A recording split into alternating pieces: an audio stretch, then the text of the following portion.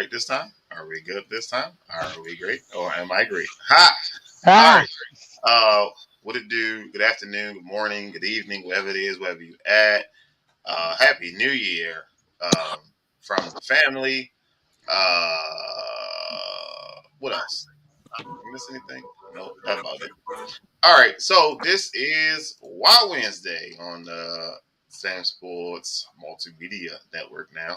All right, we changing, expanding our wings, open up to new things, different things. So you know what I mean. With great power comes great responsibility. What's up, Dalton? So today we have a show. Today we got to get into some fun stuff, some hard stuff. But today we're gonna go through one by one and see who we got here today. We got Kilo, world, June, What's up, bro? one half of Off the Top Sports, one half of Ignorant Thinking Podcast. one half. Who the fuck is the other half? What's all about to say? And we got A whole hole right there. My bad that we on the air. The number one self-proclaimed Denver Bronco fan in the world. Oh, bro. He's a whole whole out here. I sure am. Not this season, I am.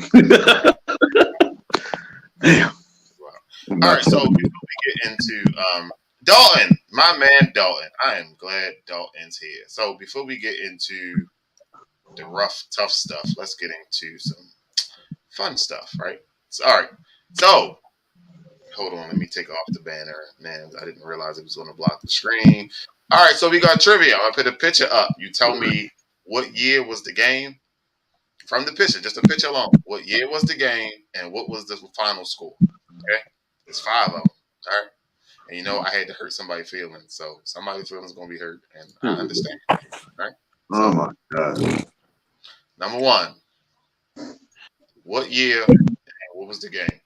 I mean, what year and what was the score? This was 2011.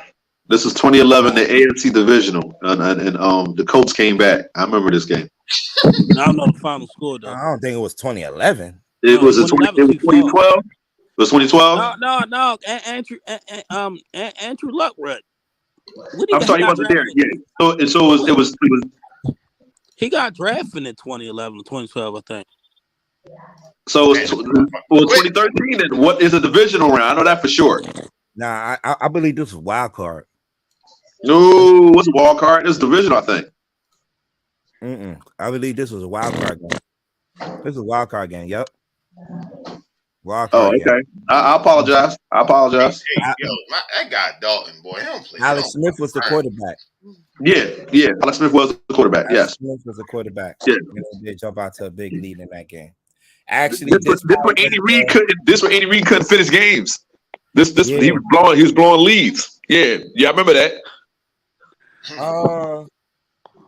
I believe this was the last year Alex Smith was at quarterback, right?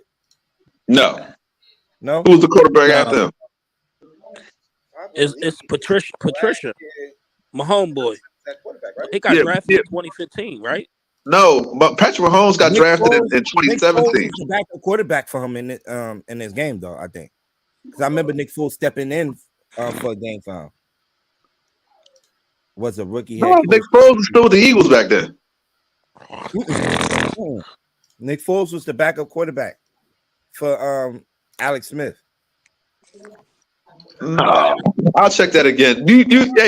Hey, Den, I think he was in the Eagles, yo. Hey, yo, I want. We should travel to wherever Dalton live, right? Do a show right there with trivia. And answer this shit right in front of our face, bro. Ain't no way. No, Andy Reid been left the Eagles. Dalton have the most quickest fingers ever. Google.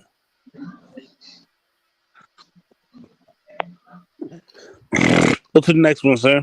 What's the next one we got? Mike Castle was not. We never said why we remember this game. He might have been back then, Jim. I'm about to look it up, man. He might have been back then. Hold on. So why do we remember this game? Wasn't this the fumble? The fumble snap? it was a fumbled snack, and Andy Dalton just somebody fumbled. He grabbed it, and then he wound up jumping, scoring it. Something happened right here Yeah, it was that. where he recovered the fumble, and then he scored. That fucking bad snap. That shit was bad. Who was the Flake game? What year was the Flake game? See, how did he know that much detail? That motherfucker be doing his homework. Ain't no homework. Back up. Them fingers was his fingers is fast, bro. Google. All right, I'm ready to go to the next one. All right. It was Chase Daniels. Then it's gone. All right. Oh, this is 2005. He about to take it to the house. Divisional round. We lost to the Steelers in the next round, but this is 2005. We beat the Patriots. We were the first team to beat the Patriots in 2 years. He almost took it to the house, but Ben, whatever his name is, Ben Troop or Daniel Grant, one of them came up behind him and chased him down and knocked the ball out of his hand. It's supposed to have been a touchback. Smacked all that shit out. We own the Patriots. People don't know that, but we own the Patriots. We do. They only beat us one time. That was with Tebow. So y'all own the Patriots. Okay. Right there. What was the final score? Yeah. This was 24 to 19. I'm guessing. But we was giving them business. Ashanti Samuel got a pick in this game on a sideline lean joint. I remember this game. I was close, but I knew it was divisional because we played Pittsburgh and we lost to them next round. I was so pissed. Jake Plummer was mistake free up until that point, man. Damn. Steelers went to the Super Bowl, right? That year, right? Steelers actually went to the Super Bowl that year, right? Yeah, the Steelers went to the Super Bowl and beat Seattle. Damn. That was our year too, bro. Mike Anderson had 250-something yards rushing against the Saints that year. Damn. You talk about disappointment. Like, that's when I don't care. Losing in the playoff hurts. You remember it, but I'd rather lose in the playoffs to beat bums. So, this is back when we were actually good. He said it was actually good.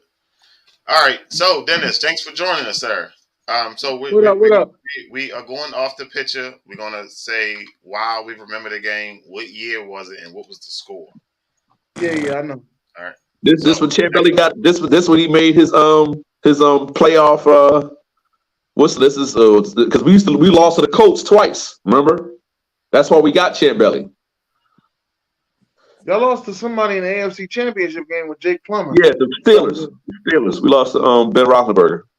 Oh, okay. Yeah, we Plummer threw a pick, and then I think they scored, and then that was it. That was all she wrote. Okay. What's the next one? Oh, shit. I remember this one. 35, 31. Hey, dude, tell them square up. That wasn't a playoff game, though. That wasn't the playoffs. That was the playoffs. 35-31. That was the final score.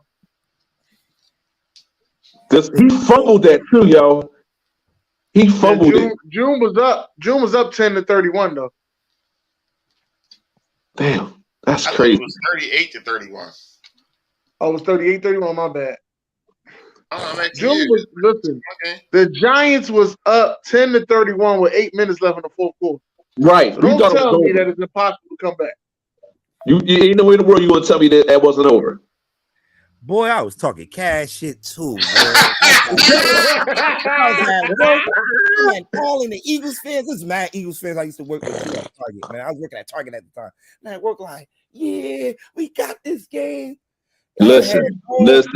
I remember this game because this adds to the legend of Deshaun Jackson. He was incredible, man. And Michael Vick. Yep. Is that Riley Cooper in the back? Yep. So. Races behind. 23. Who that? Who's 23? No, that's Asante Samuel, ain't it? No. Asante Samuel was 22 or 21. No, Asante Samuel was 22. Okay. Press some special teams player. No, 23. I should know who that is. I should know who it was too. Yeah, I should know who that is. 23. He I think was. that was the other corner that kept getting burnt. Not Al Harris. I got one for No, you. no, Al Harris was long gone by then. We only had Al Harris You for a gonna little do bit this on though. Giants and Eagles week? Oh, this is disrespectful. Yeah, This is disrespectful. doesn't remember this.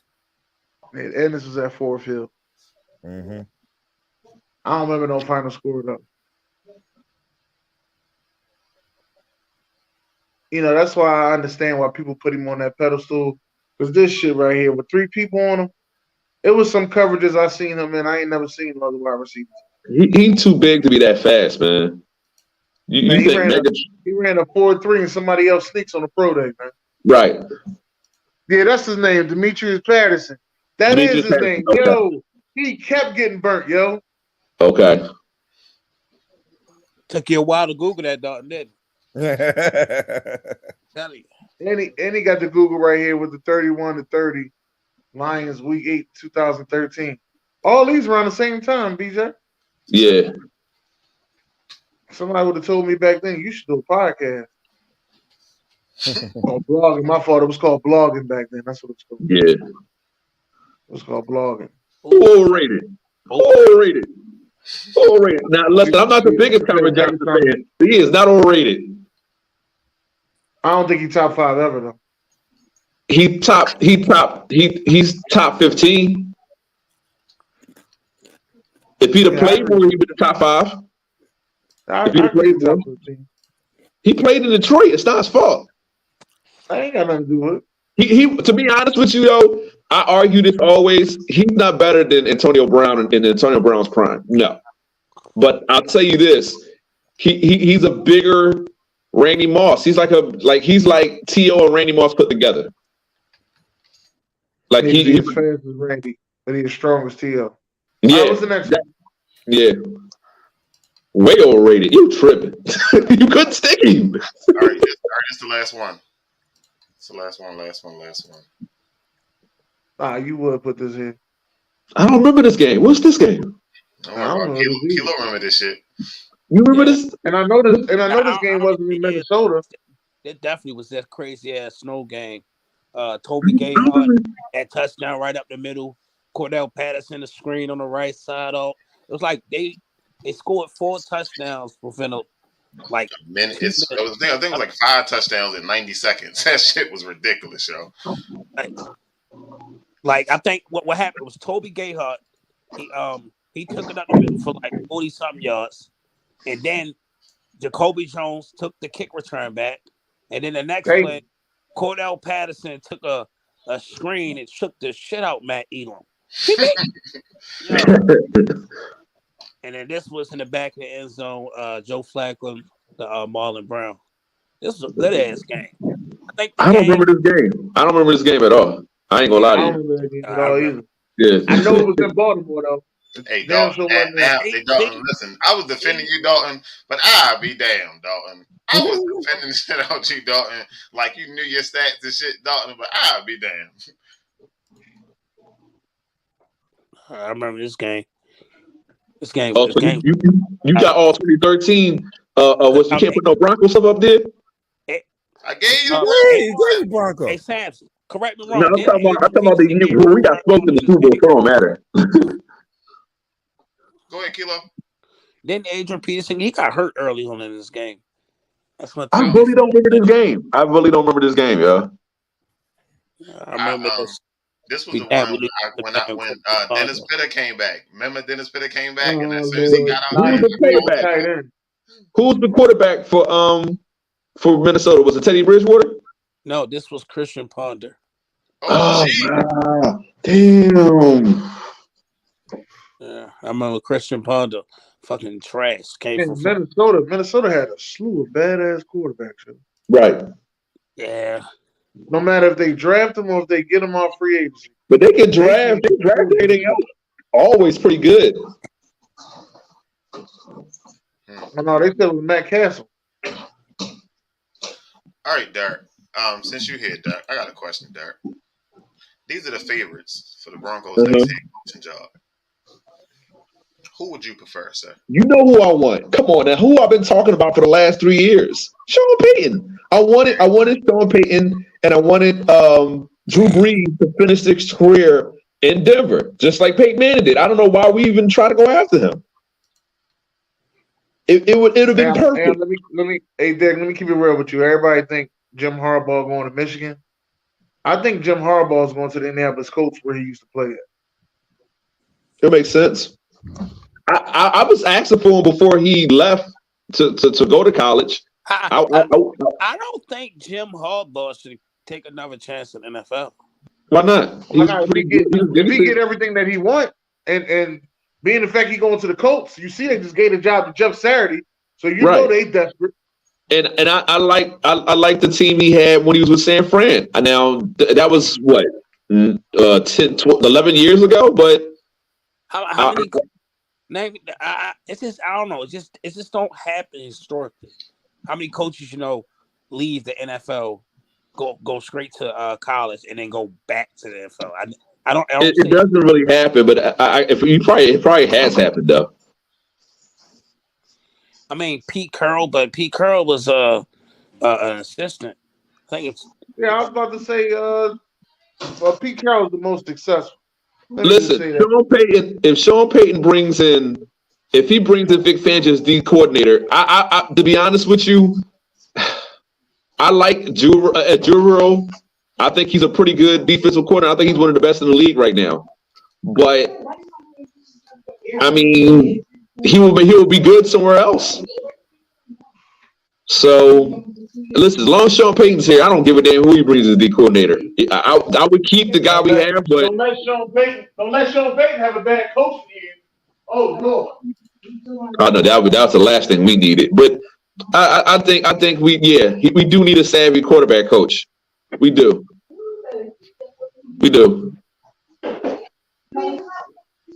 We'll see. I'm hoping it could be either one of these three.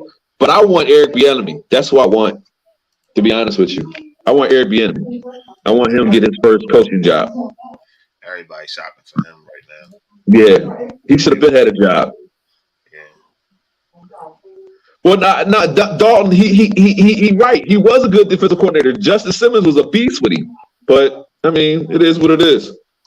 All right, so rank them. Oh, it's easy. And then he say, he said it's one is Derek Carr, 2 is Tannehill, 3 is Jones, and 4 is Stafford. You mean Mayfield? That's Baker. That's Baker. I mean, Baker. I said sorry, Baker. Yeah, Baker's last. Jones about to make the playoffs. I'm going DJ first. DJ not better than Derek Carr. DJ not better than Derek Carr. Derek Carr. Hey, DJ ain't get benched though. DJ ain't get benched. DJ ain't get benched though. Well, Derek Carr been in the playoffs. Derek Carr been in the playoffs. Carr got parked in the lot, so I don't want to hear none of that shit. I'm going Derek Carr too. I'm gonna go with Baker Mayfield, my 3, and Ryan Tannehill. Damn, Tannehill is worse than Mayfield. I think Tannehill is the right worst now, coach but up here. I do think Tannehill is the worst coach up here. We don't know yet, Sharon, until we see him. We don't know yet. But all right, we'll know. Give the black man a chance. I think Tannehill is the worst coach up here. I'll take either Danny Dimes or Baker first. I don't know why. I picked this post up about the Ravens and asking him what we should do about Lamar based on everything, all the information we have. And everybody keeps saying trade Lamar for Derek Carr. Like, what type of sense does that make? Like, that's going ass backwards. Well, that's why somebody don't watch football. I mean, there's multiple people said that shit. They just keep saying it. I'm gonna tell you something. Now. The style of the play, the play style of the Ravens won't fit Derek Carr. I can tell you that now, and it's not going to change overnight. Everybody's seen Greg Roman track list. He is the problem. Trade that nigga out of there. Excuse me, language. Trade him out of there. Greg Roman is trash, yo. So I've been saying it. I've been saying this the past 3 years, bro, he is trash. I don't even care about that MVP year. His offense is predictable.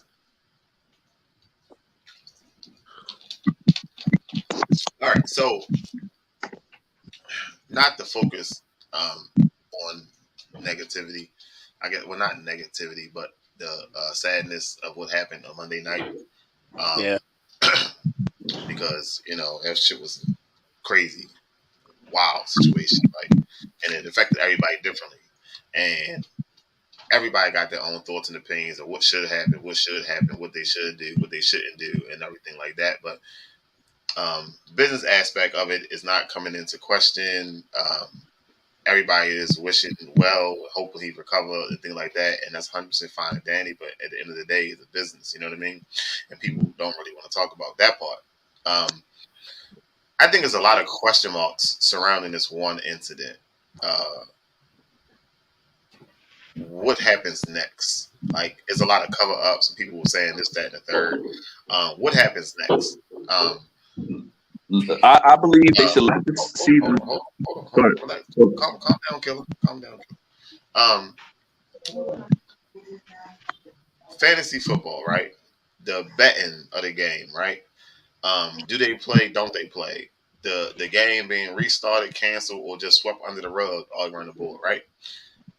You have all those questions. Then you also got to look at next week. Do people not go as hard because it's in the front of their head now of what could possibly happen? So you got them players who don't care. They run straight through a brick wall. And then you got somebody coming across the middle that's thinking about it and getting hit, and then they get their head knocked off because they're not doing it. I think it's just a lot of question marks surrounding this. To the Skip Bayless comments, Bart Scott comments, like, I don't know what the hell wrong with people these days. I want to chime in on the part with how the players feel at effort, with playing this game. So, I mean, from a coaching aspect, we all was brought up on football. We was all taught when we was young. Football is a dangerous sport, bro. 100%. Football's, in my opinion, the most dangerous sport. Not paid enough, but we all sit up there and know that when we play the game of football, anything is possible. Anything can happen. Like Herm Edwards said in a video, he said that when you grow up and you want to become a football player, being a football player is not a career, an opportunity. Because meaning that your opportunity can cut short off of anything. It can stop at high school, it can stop at youth, it can stop in the college, it can stop at pros. Anything's possible. It's the dangers of this game. Anything can happen, but I still look at it as we won't really know anything till it happens. Everybody's putting that theory behind the whole situation of T. Higgins hitting directly in the chest with his shoulder pad, but I don't think that wasn't even like, that's regular football. Like, That's he was football, trying bro. to get an extra 2-3 yards. That's football, bro. So it wasn't that bad. It was just a freak accident. It's a free accident, but I think we have to look at it. It'll scare you. And I think what happens is, like Stephen A was talking about it today. He was saying, like, they should let the season play out and then set aside a week for that game to finish. Started at 7-3, and then have them play the game out, win or lose. Because it's to be honest with you, if Buffalo wins, they move to 2 or 1 or something like that, right? And then if Cincinnati wins, Buffalo moves down to 3, right? Come crazy. I don't look at the Cincinnati win, they go number 1 seed, and then our game this weekend don't matter. But if Cincinnati would have lost, then the Ravens and Bengals game matter, because now we're playing for the division. The Chiefs are still in the hunt for the number 1 seed, so that does come into play on the business aspect of it. All right, y'all. No, I don't see it as an accident. As I don't see no no reason to point at T. Higgins. It's just something that happened. We're playing football. Nobody Right. intentionally do anything. Just playing football. And then the Right. crazy part, the tackle, the shoulder pad, it didn't look sufficient enough for something to happen. I'd rather wait till we get actual full results instead of everybody putting that theory behind the shit. That's the part that's frustrating.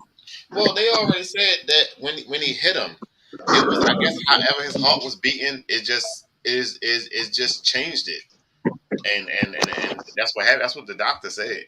They already came out and said that, but still, you know what I mean.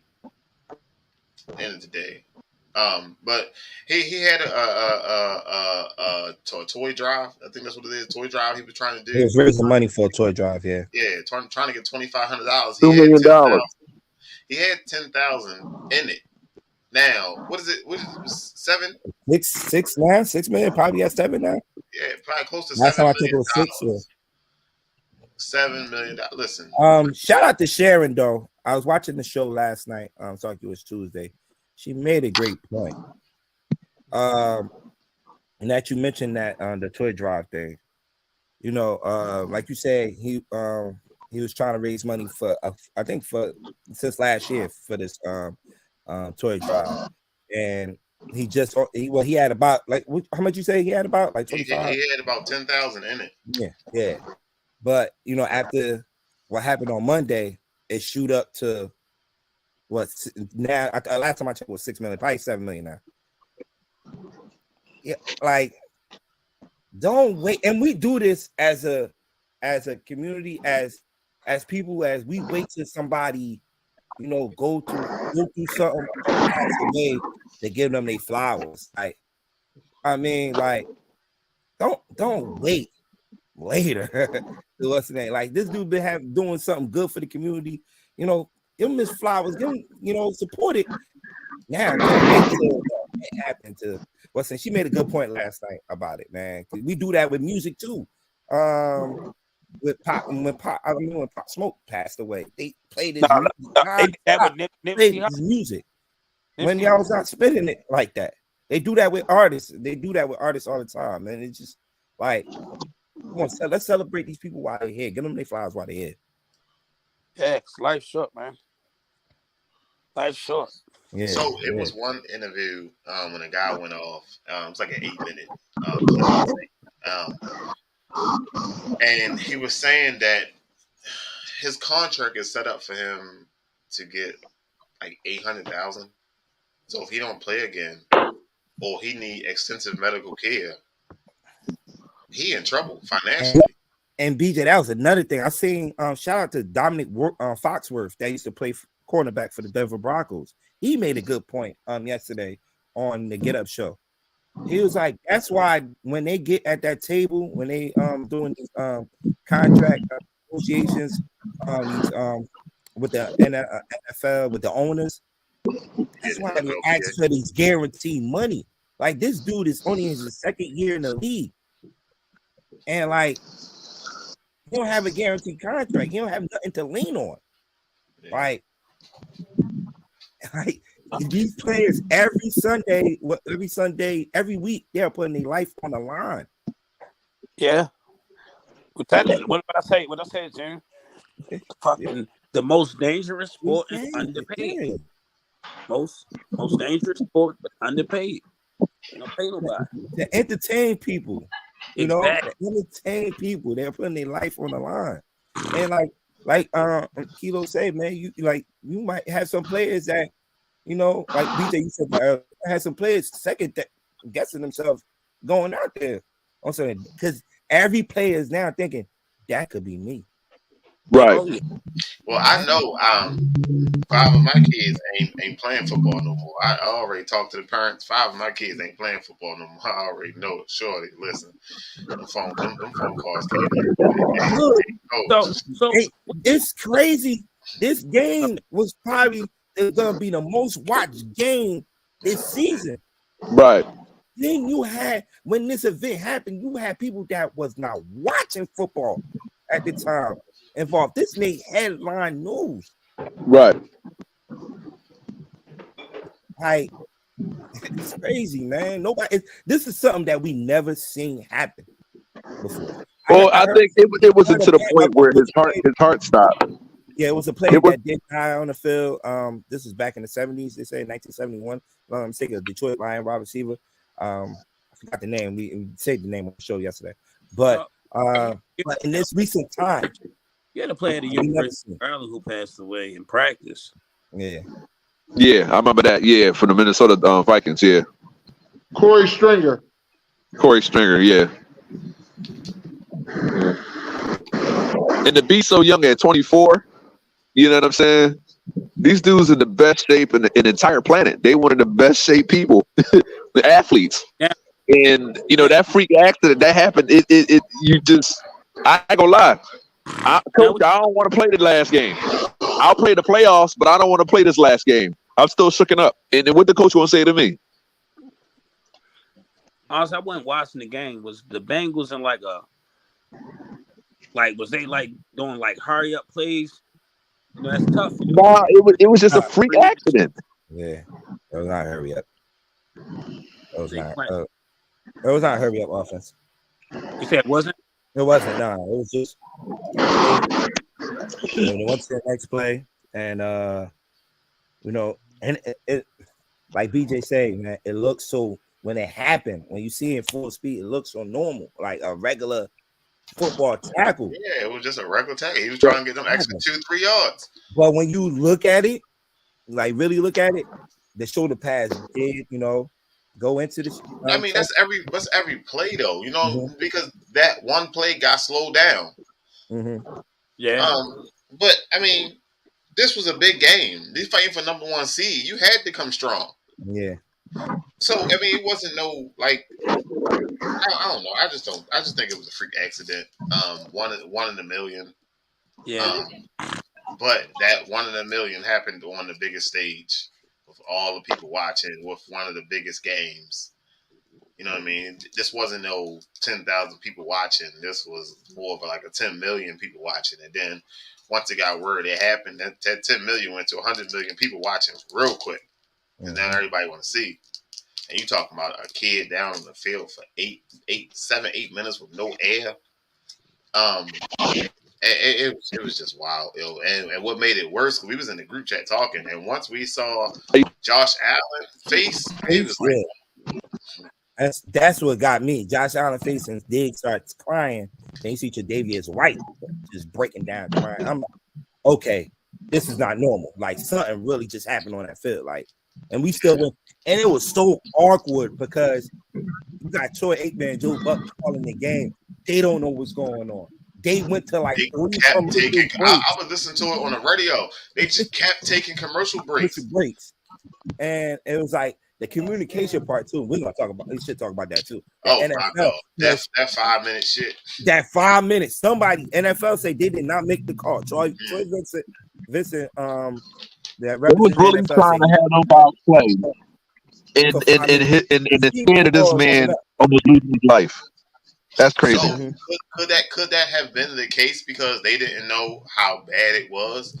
So they just made the phone call, hey, give him 5 minutes and let's get the show on the road. Yeah. Because that's crazy. Even somebody made that call because you see Joe Burrow warming up. You see Diggs trying to fire up his Joe Burrow. Definitely started calling that on. Bro. Then Dak Taylor had to look at across the field and look at Sean McDermott did not look like he could coach anymore. He still looked like he was still going through it. You could see it in his face. He's still going through it.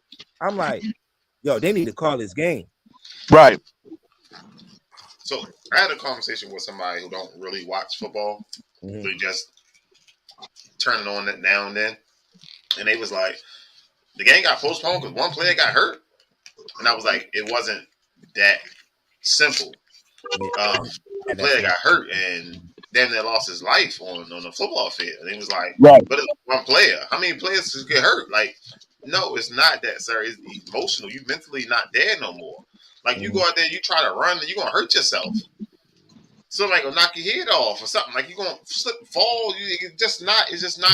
You're not focused. That's the point. And you can really hurt somebody when you're not focused. Yeah, man. Hurt yourself. Right. What if you injure yourself because you're not focused, or you tear something because you wasn't paying attention? You get blindsided. That part. I'm not throwing a football anymore until I know that guy's okay. If he'd have walked on his own, because I thought he was gonna get up and just walk off. But once I seen like, oh, this is over an hour and this dude's not getting up. It's 45 minutes to an hour. I said, we in trouble. We might see somebody die for the first time in forever. Derek called me. Derek called me. Fucking. Listen, because I seen your post. I was like, I said, he's like, yo, man, I don't think he's getting up, yo. So Sharita was right there next to me. I'm like, yo, this is serious. And Skip Bayless, he's a jerk because you don't say stuff like that. You wait till the next day and then you might give it a different opinion. But so I think what he said was taken out of context. Like no, you're professional. You know better. You know better. You know better. And that is 100% true. Like he been in the game too long. But I just don't think he meant like to be disrespectful with it. If I was standing sharp, I'd be like, I don't want to go on the next day because I don't want to be nowhere near that bombshell. He didn't show up. DJ, it's a time and a place to say certain stuff. And that moment in time, just if you don't have nothing to say nice, like a prayer, sending your prayers out. Skip the first person to say, "Oh, don't press send." You jerk! Like, man, I can't stand him now. I can't stand him now. After that, I'm done. They said the Ravens and Bengals will play at 1:00, but there's still no word on the Bills and Patriots game. And 100% understand, like, you don't know where everybody head is. Yo.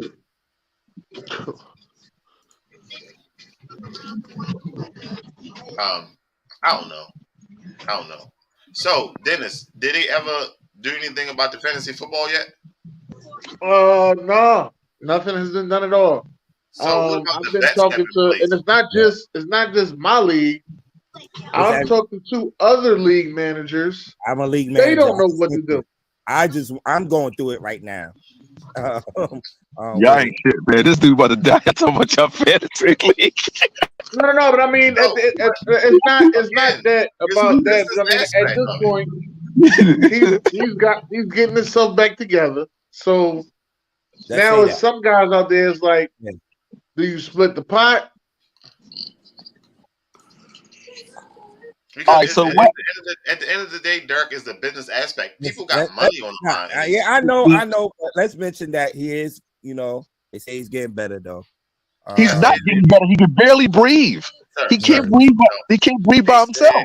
Yes, he can. He's breathing up to 50% on his own. Yes, that's better than you need help 100%. Yeah, you're making progress. Listen, what's the ball for the Steelers? Shazier, didn't he get injured really bad? He was paralyzed, right? And that was the same exact field, wasn't it? Hey, yo, same field. I said that. I said that when we was watching. Why does it seem like it's always on that field? We see the craziest hits. People stretched out, laid out. I said that night. I said, yo, Cincinnati need a new field. And I think it was me and Zara. Zara was like, this year. Zara was sitting there was like, so 2 people get injured on this field, and you think they need a new field? I said, it ain't just them 2. I said, people are getting injured on this field, and it's been crazy. I think once the team reaches a point where they get to the Super Bowl, the owners should start looking into a better field. The Eagles, the Veterans Stadium was horrible. Thank God they blew that thing up. We didn't get to no point. That was it. Y'all started winning. Once y'all got rid of it, once y'all had the link, that's when y'all really started winning. We was winning before the link, sir. Were you? You won your 2 seasons. I'm not about to sit here and break down the 2 seasons we were winning before that. Let me just break it. I'm just going to let you think about it. Tampa closed y'all down, man. Tampa closed y'all down. Tampa closed down, and the year before that, we lost to the Rams in the NFC. Yeah. So that once y'all got the link, so sir. In all honesty, we were winning before the field. Y'all didn't win a championship till y'all had the link. They ain't winning 5 years ago. That don't even make sense, Derek. All right. So let's go to June's court real quick because I want to. Oh, before we get to June's court, June, let me play this real quick. Yeah, we're definitely gonna be flagged. Send off, jumper.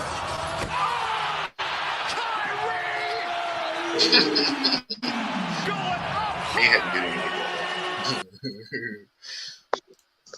You don't see him dunk that often, though. Out straight Jersey. That Jersey came out on Jersey.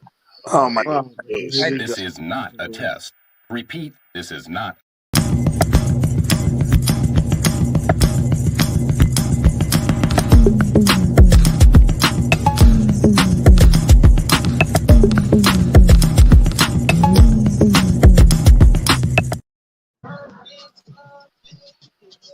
Oh man.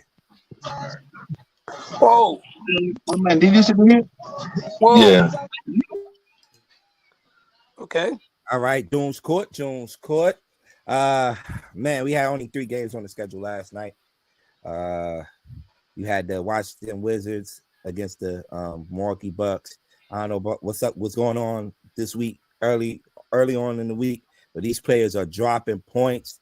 Giannis had a big game last night, 55 points, 10 rebounds to lead his team to a victory over the Washington Wizards, who didn't have Bradley Beal. But oh man, like I said, it was definitely a good game, man. I watched the end of it, and Giannis is doing big things, man. And we're gonna talk more about Giannis later on June's court, but yeah, that 55, man, double nickel, man, definitely.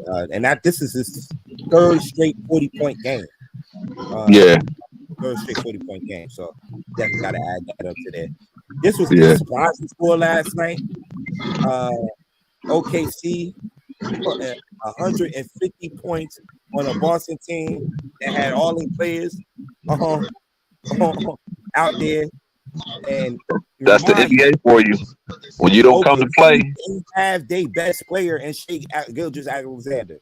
Listen, when you don't, they had 5 guys scoring 20 points, and then Marcus Smart he got bounced for the game because they knew they didn't come to play. When you don't come to play, the other team gonna pick up when and they're gonna take advantage of it.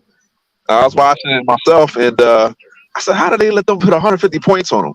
But this era, man, it's undisciplined. There's no way in the world. Y'all are defending, Eastern Conference, champions, and like, hey, you got to come to play every night, man.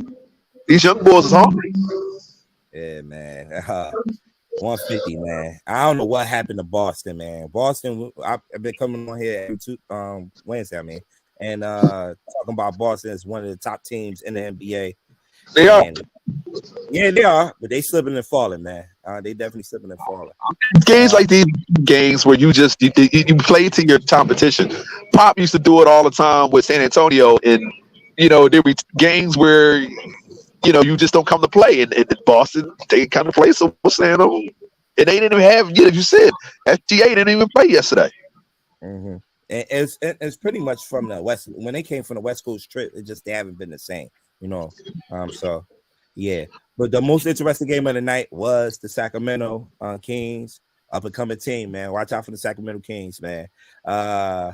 Utah Jazz 117-115. De'Aaron Fox 37 points, hitting the game winner in this game. But the funny thing about this game, Utah Jazz power forward Lauren Marketing hit a buzzer beater to help 3-point shot buzzer beater.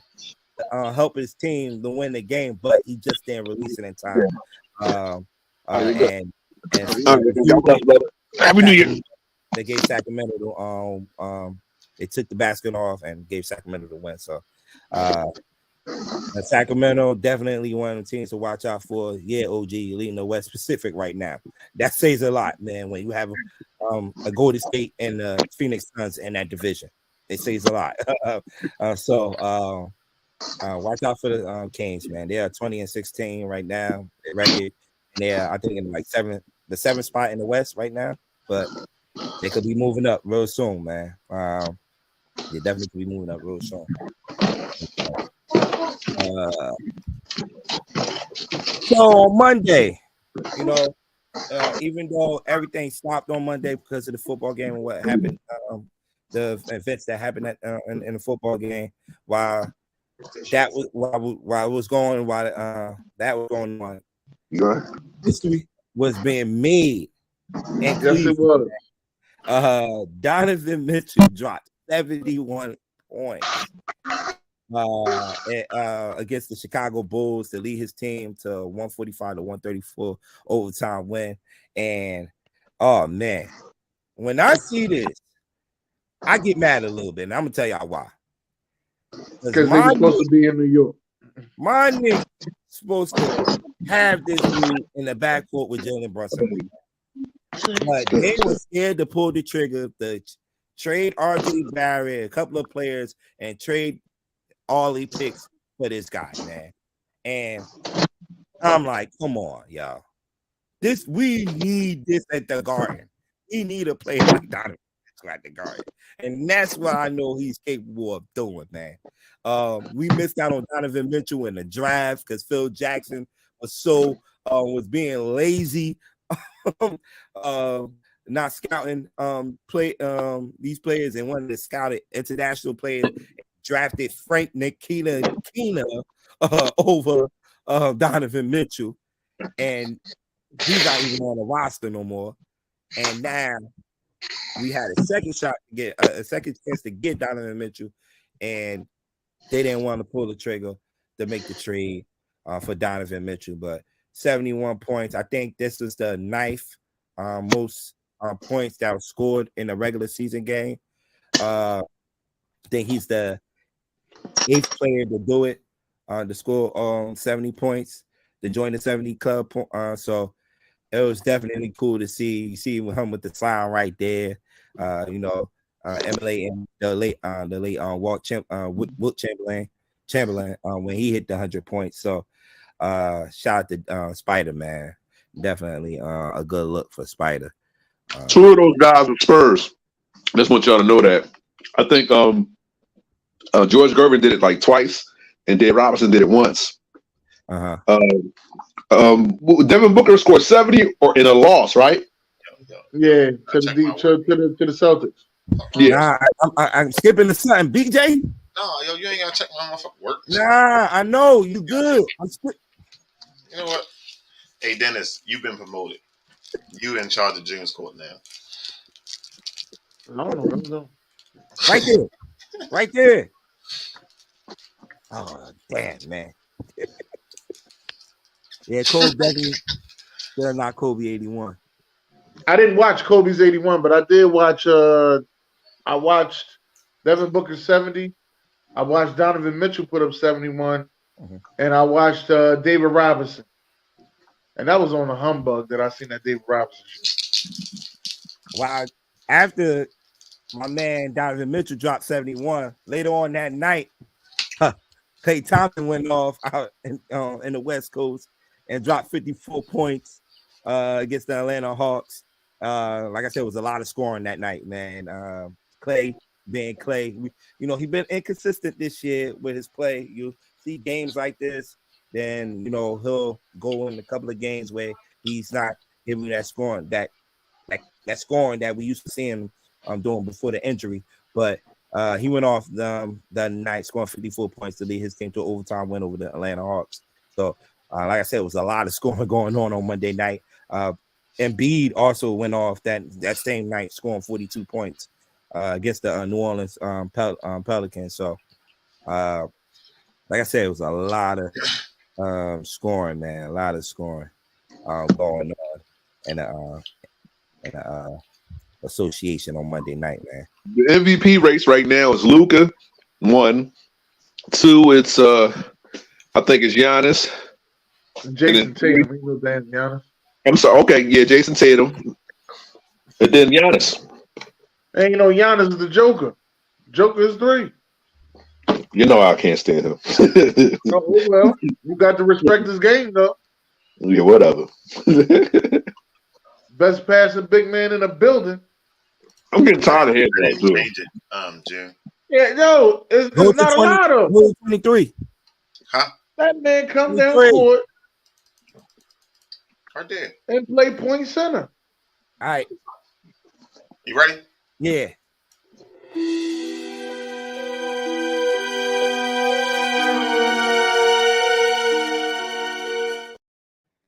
Jersey. All right. You know, this is a new segment. Now adding the Jones Court, and it's the new year, and we in 2023. Let's get this one out the way. MJ. The best NBA player to adorn the number 23. MJ. And people in the comments could join in on this. MJ. Give me your top 3 players to wear this particular number in the NBA. It doesn't matter, like he said. MJ. I said top 3. Everybody knows MJ, who's one. LeBron. Everybody gets stuck at number 3. And that's yeah.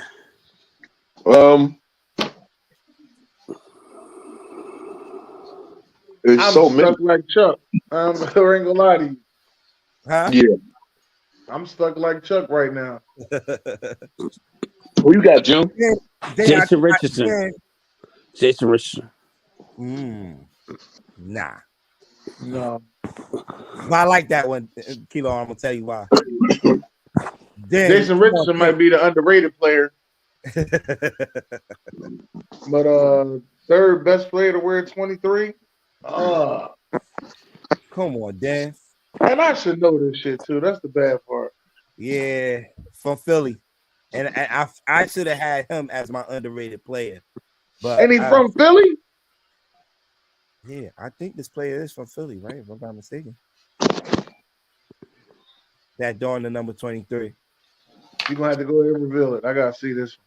Jimmy Butler. This is my top 3 right here. Jimmy Butler. This is my top. Oh, Mark Aguirre. Okay. Mark Aguirre, for the people in the early 80s. This dude was a bad. Well, when he got to the Pistons, he was late in his career. Is Mark from Philly? He's not from Philly. I'm gonna tell you who the player you missing. But he probably not from Philly though, Dan. Now I'm thinking about it. He just played for that team. He probably not from Philly. But I'll tell you. Well, then I think I know who you talking about. You talking about Lemon Pepper Lou? Yeah. That's what's 2 years old when Mark was. I know, but I follow the NBA and I follow all these documentaries, and they say Mark was a bad dude, especially when he was playing for the Dallas Mavericks. They gave the Los Angeles Lakers fits in the 80s. But Mark, I think it's Mark and Isaiah Thomas and Magic Johnson are all good friends. Yeah. They worked out together in the summertime. So, Lou from Georgia. All right, my bad. Yeah, Lou from Georgia. I'm talking about Lou Williams. Yeah, Lemon Pepper Lou. Yeah. So, these are my top three players that dawn the number 23. I see Sharon say Marcus Camby. Definitely one of the players that I seen that they had up there as one of the top players to wear the number 23. Had a great career with the Knicks, Denver. So Marcus Camby is definitely a good one. I don't know if y'all remember Kevin Martin. Yeah, Martin. I remember K. Martin. You know, he played on some bad teams out in Sacramento and Houston, but he was definitely a good scorer. So, yeah. But Kilo, going to my underrated player was Jay Rich, for sure. I definitely had him up there. Jay Rich definitely was everybody will know him for being that dunker. You know, he won he won back-to-back slam dunk contests, right? Back-to-back slam dunk contests. He shoot threes real good too. Definitely can shoot. That's what everybody's saying. But definitely can shoot. I had him up there, Jeremy, but he only wore that. He wore that number when he started playing for. Oh, Draymond. Draymond Green. Draymond should be one of them. Anthony Davis. I ain't doing Anthony Davis. Anthony Davis. Now that's a you see, because he wearing 3 now. with the Lakers. He won his championship with the Lakers. So I'm like 23. He had his best numbers with the Pelicans, but that's why I ain't want to put him up there as a top 3. Because Jimmy Butler only wore 23 for a couple. Well, with us, shit. Yeah. Alex English, I did have him up there, but he's well known for wearing number 2 in Denver. Calvin Murphy. Yeah. Calvin Murphy was another one that you could put up there. What's the name? So, but the best player that's wearing the number 23 in today's game is Draymond Green.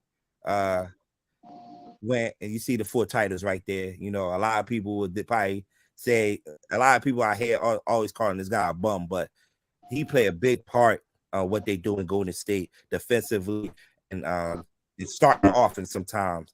LeBron. LeBron, I guess. LeBron wears 6. I know it's 6 now, but I'm just saying when he worked wearing 23. 23, yeah. But he don't wear it now. He don't wear it now. So I'm going by the current player that's wearing the current number. So, all right. So I added another number to this, and this is gonna probably start some controversy because don't do it.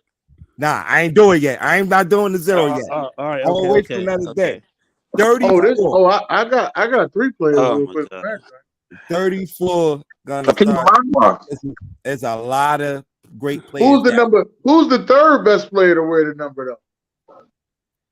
There's a lot of people you can put up there. I'm only putting. Listen, I'm going Shaq, Hakeem Olajuwon, and then I'm going to go Paul Pierce. Ooh, good one. I gotta throw Ray Allen in mind. Gotta throw Ray in mind. Ray Allen did wear that number with the Bucks in the 7th. Y'all missing a player though, man. Y'all missing somebody, huh? Who we missing that ain't top 75? Said top 75? Oh, Sir Charles Barkley. I just said Charles. I didn't hear you say Charles. Yeah, but both Charles. Oakley, Oakley was known for the hands. Oakley was known for the hands. Yeah, Oakley was definitely up there. But these are my top 3. They're doing the number 30. Did Giannis wear 34? Yeah, Giannis. Yeah. I would wait till his career is over to see where he'll rank. Yeah, but he's the best number 34 right now. Right now. Yeah. I definitely have him up there. My underrated player. Not my underrated. He's not my underrated player. But Paul Pierce was right there as my number 4, though. Right there. That's why that's my man. Stab. Yeah. I mean, would you consider him be underrated just because he's outside? Is it because he's outside the list? Yeah, because he ain't. I mean, technically, he's not better than Barkley, Hakeem, or Shaq. Mm-hmm. Right. I'm not gonna sit there and say that, but he is one of my favorite 34s. Yeah, and he didn't win that title till they got Kevin Garnett and Ray Allen there. He was knocking at the door for so many years, but the Nets kept eliminating them guys out the playoff down when they had Jason Kidd and those guys over there. But Paul Pierce definitely. That's when they had that fucking 33-point comeback. Oh yeah, who that shit was crazy. Was that Memorial Day? Oh, that was no, that was a playoff game. I know, but was it the Memorial Day weekend that happened? I believe so. But no. This the guy is my underrated player. Y'all remember this guy? Oh wow, shit, yeah. J.R. Ryder, yo. J.R. fucking Ryder. You know how I remember J.R. Ryder? He's the first face I see when Allen Iverson steps over fucking Coach Lou. Oh yeah, because he was on the Lakers. He's the first face you see when he steps over Coach Lou. Yeah, he was on his back end of his career right there. But JR was definitely one of the top scorers, man. At the time, they were so young. When he was with the Timberwolves, when they just drafted Kevin Garnett, and did he play with Stephon Marbury or did he get traded? He was with Stephon Marbury. Who was with Steph Marbury? Okay, they had all 3 of them. Yeah, it was Tom Gugliotta. It was Tom Gugliotta. It was Kevin Garnett and Steph, right? Yeah. Yeah. Yo, can I go with Devin Harris moderated? Yeah, Devin. Yep, right. He had one All-Star under his belt. That ain't bad. He had one All-Star under his belt when he became a net. Terry Cummins. No fucking Terry Cummins. Fuck out of here. Terry Cummins was a beast. Oh, don't disrespect him. He was a beast back in the day. Ask Chris Webber. Yeah. a lot of the guys in the 90s that knew about Terry Cummins. Hey, Derek. You kiss my ass, Derek. No, you say all you want. Yeah, I watched Terry Cummins play player. I said he wasn't better than Derek Cummins. He wasn't a shitty player. He was not a shitty player. Mentions, so on top three, my top three. If I have a top 5 list, it would definitely end with Paul Pierce and Ray Allen on there, though, for sure. And yeah, I said who the greatest player, the best player that's wearing that number right now, of course, is Giannis, with wearing the 34 right now in the league. So, yeah. So that's this week for jerseys. You know, I just wanted to add another extra one on there because I felt like 23 was going to be easy. 23 was easy. And I was like 34 definitely was going to be a hard one. I was probably thinking about doing number 4 today because today is the 4th. But I might come back to that. There's not a lot of players, then. There's not a lot of players. You still got Charles Barkley, don't you? Well, I don't know if you're going to mention that, Charles. Yeah. Houston Charles? I don't know. That's we like 34. We like the 34. We forgot about Robert Parrish and Oscar Robertson. You said what? We forgot about Robert Parrish and Oscar Robertson. I'm looking at this. No, hold on. Oh, no, I'm sorry. I apologize. No, that's something else. I apologize. That's on me. I'm sorry. I think what number did Derek Coleman wear? Derek Coleman wore 32, I think. Yeah, 44. It was 44. 44. Right. I thought he wore 32 with the Nets. 44. All right. A lot of people are not talking about this. The Nets has one pulled 12 straight. You see BJ open up with that dunk from Kai earlier. They playing well, man. You know, ever since they made the change at with the head coach, the coach been. I don't know what they was thinking. The coach been in they building for like almost 6 years since when Kenny Atkinson was the coach. There, it been in the building. I don't know why they went out to go get Steve Nash, but the coach that they was looking for was sitting there all that time, and Jacques Vaughn. And remind y'all, this coach led them in the bubble, playing with players off the street at that time. You know, to a good record at the bubble, almost making the playoffs. You know, especially dealing with no KD that whole year and Kyrie out and out, not playing in the bubble. You know, so Jacques Vaughn is definitely doing a great job with these guys. Look like they got their roster together. They are healthy. Ben Simmons, looking like he's coming back to what we used to seeing how he was playing in Philly. A nice pickup in Royce O'Neal this year. I'm picking him up from Utah. Been a great addition to the team. Their bench is coming together. Another key player on their bench, Ty. I don't know if y'all remember Ty Warren. That used to play for Pacers.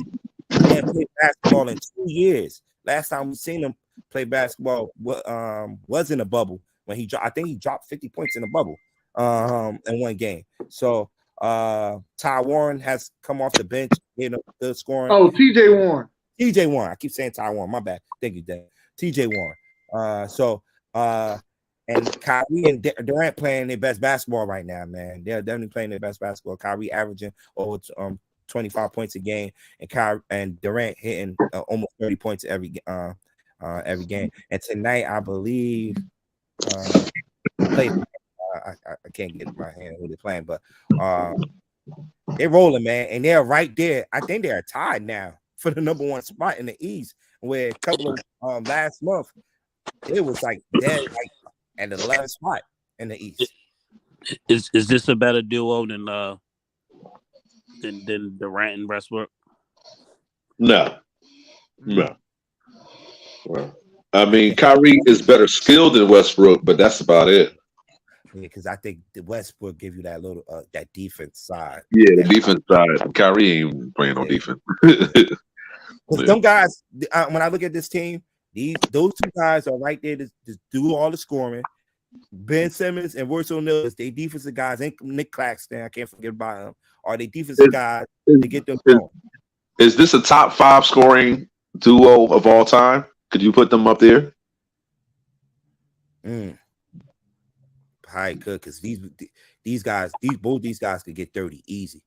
And they part of that 50-40-90 club too. Yeah. So yeah. They've been getting that 30. I think the only one better is Clay and Steph. Well, Steph and Clay, yeah. They've been getting that 30 easy. So yeah.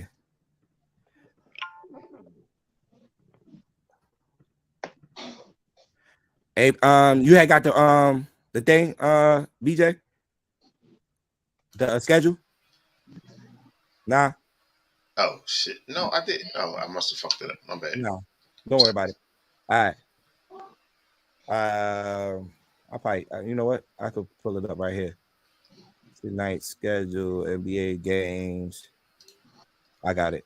Well, a couple of games are tipping off right now. You have the Grizzlies and the Hornets, the Suns and the Cavs tonight.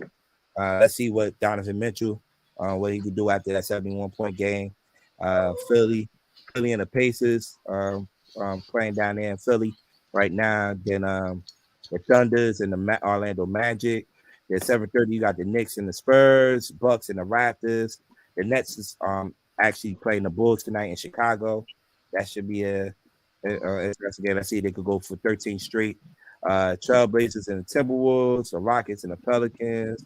They got the Detroit Pistons visiting the Golden State Warriors. Then Miami visiting the Lakers. LeBron is not playing tonight. So it look like it's gonna be the Westbrook show out of LA. And then everything ends with the Atlanta Hawks visiting the Sacramento Kings. I got one more. Never mind. Jones scored. It's over. Do you want to go to it or not? Nah, I just the college. We could save it for next week. All right. So let's get Derek in.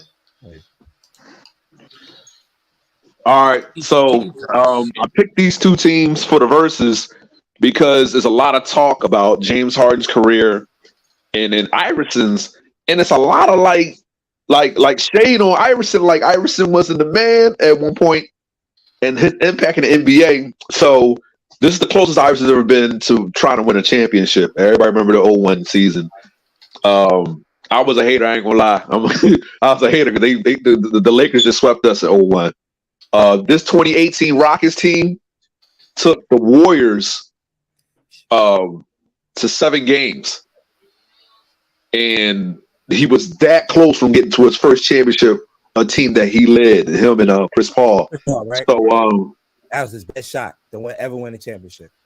Yeah, that was his last. Yeah, I ain't gonna lie to you.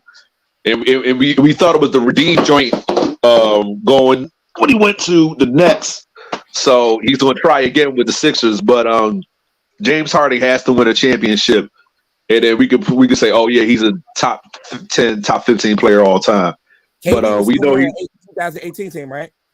Yeah. Okay. Yeah. And they played the Raptors that year in the championship, right? Yeah, no, and what? 2018. Yeah, no, he didn't. Okay, no. They played the Cavs. They played the Cavs again. They played that bad Cavs team where he had LeBron had 50 something in the first game. Yeah, that was JR. That was pure screw up. Yeah, but look at the what's the name? Carmelo Anthony's on this Rockets team. Yeah. You get Carmelo Anthony? He wasn't on the team. He got cut. Oh wow. He got cut that year. So you got the beginning of the year roster. Okay. So when he went to Portland? No, he just got cut and he sat out for 2 years. Then he went to Portland. Okay. He didn't win one with the Lakers, right? Nope. No. Okay. The Dikembe Mutombo, Theo Ratliff. Theo Ratliff played majority of that season. Yeah, then they traded Theo for the Dikembe Mutombo. Yeah. Yeah, Vernon Maxwell on that team, George Lynch, Tony Kukoc. Well, it would. I think we can't, like, he's a choke artist in the playoffs. I'm the hugest Harden critic. Like I think I'll hate on Jokic. Who said that? Who said he'll be top 15? He'll be top 15. If offensively, he'd be top 15. He'll be top 15. Offensively, he'd be top 15. Hard? All right, yeah, if he wins a chip, he'll be top 15 offensively. Offensive players, yeah, you have to put him up there. I don't think he'd be top 15 offensively. Who will be better than him? Name 14 guys in the modern era offensively that's better than him. I ain't no modern era. We naming 14 guys. Now you want me to go all right, name 14 guys that's better than him, and you can't name Jordan. And Kobe. That's one of the. Okay, so I got to name 13 more then, right? Okay. All right, so I can't name Jordan, so I can name Kobe. All right, that's a given though. I said Jordan or Kobe. Now, what do you mean offensively better? Do you mean they just score more points? And then back, he's a playmaker. Hold on, he's a playmaker. He has handle. He can shoot. We could talk about that all time. All time. All time. Offensively, all time we could have that. But all time player? I thought you was putting them. Hey, they gonna name him. Hey, matter of fact, y'all can name him in the comments, ladies and gentlemen. Y'all can name him as y'all gonna say it. Offensively, he is a top 15. Name 15 offensive guys is better than him. Better than James Harden. Because to be honest with you, AI is better than him, but offensively, I'm gonna go. He's the better shooter than AI. AI is better than James Harden. I'm not even gonna argue that. But he's the better shooter. Harden's the better shooter. He's the better shooter. Harden's not better shooter than Iverson? That one might. I didn't say score, I said shooter. And even then, Harden can score. I'm not saying he's scoring better than Iverson, but he ain't that far from behind him. I'm the biggest James Harden critic. He chokes in the playoffs, but we can't ignore the stretch he had. He has what, one or two scoring titles, and he put up 11 assists. And he put up 11 assists. In my top 5 all time. Yeah, I didn't go that far. I don't think he's top 5 all time. My top 5 all time players don't play defense. Top 20 all time. Oh, who can't play defense? Say that. No. But I only did this because it seems like lately it's been a lot of Iverson, like critics like, oh, Iverson was just this. His impact in the league was crazy, and of course James Harden was nowhere near Iverson as far as impact. But for like 3 years, Harden was a problem. I'm sorry, Miss Chocolate Writer. Talk your shit. But I think he'll go down. Right now, he'll go down. He's a top 30 player. He could move up to top 20 before he quits, before he retires. But he's a top 30 player. I'll give him that. The only thing is he hasn't won a championship. He won an MVP. Didn't he lead the league in assists? So you're saying James Harden is the better per scorer? He's a better shooter because Iverson can score with the best of them. I'm not. Iverson got 4 scoring titles at 5'11", so that's disrespectful to say that James Harden's a better scorer. No, but okay, so as of right now, James Harden is 27th in all-time scoring. He's 27. He's 27. Okay, and Iverson is 26. and James Harden has played more games than Iverson. Okay. Well, as I said, he's the better. Iverson's the better scorer, but I got James Harden the better shooter. The only critique we can have against two critiques is that he don't play defense. He's not. He's a poor defender, and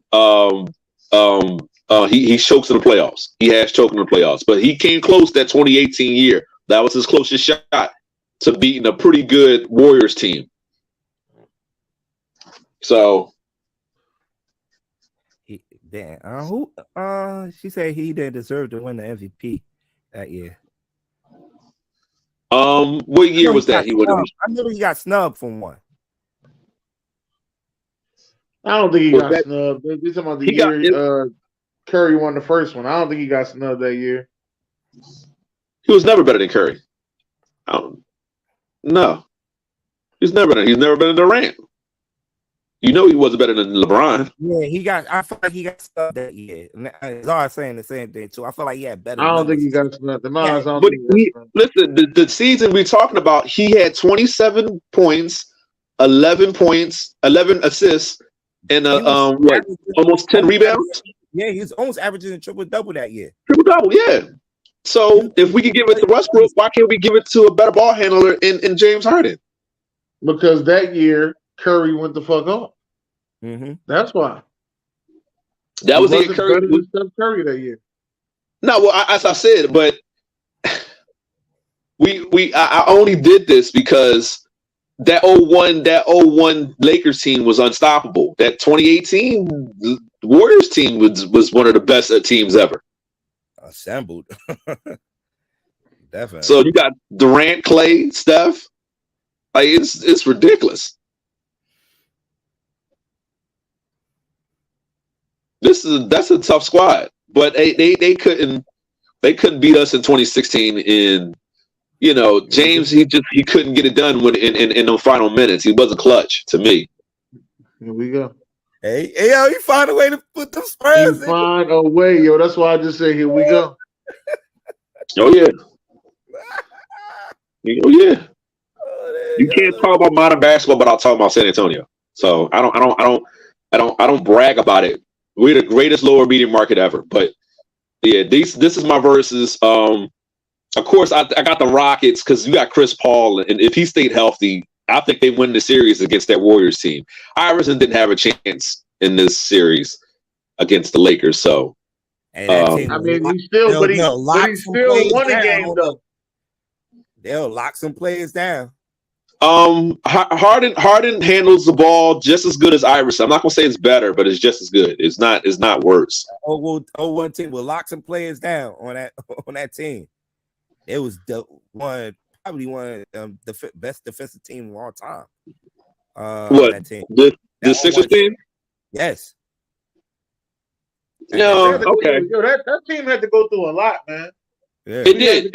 He beat Toronto. He beat Vince Carter. Toronto. Let me start it off the right way. We had to go through Reggie Miller, Rose, and Mark Jackson and Rick Smiths and the boys. Yeah. Then we had to go to Toronto, and we had to play Vince Kennedy. Yeah, he scored 60 against the Pacers, right? I think he scored 60 one of those games. I don't know. He scored 60 in that Pacers series against one of the games. I think it was the second or third. Yo, they had some roughneck boys on that 01 team. George Lynch, guys that played defense. George Lynch got injured. George Lynch got injured in the Bucks series, and the Bucks was fucking loaded. Sam Cassell, Ray Allen, and Big Dog. Come on, dog. The Bucks was fucking loaded. You right, Tim Thomas. Yeah, you right. Yeah, Tim Thomas and fucking they was loaded. And to be honest with you, George Karl had them boys balling. Yeah. Yeah. They was fucking like that was a team. Yeah. So I just said it there. Yeah. We talked about Sam Cassell last week on the show. Like Sam Cassell. Yeah. That was my bull. I'm not disrespectful, but what I'm saying is Bucks like Milwaukee, but like Sam Cassell. Y'all know that. Listen, I'm not disrespectful, but I'm just looking at it. I'm looking at it like James Harden is not better than Iverson, but they almost beat that 2018. They took it to 7 games. Hey. Kilo's corner. Let's do it, Kilo. No, this ain't even my segment. Right? I thought it was. I thought we thought college football. I thought it was Kilo. Yeah, I know it would be nice. Hey. That's what I said. Hey.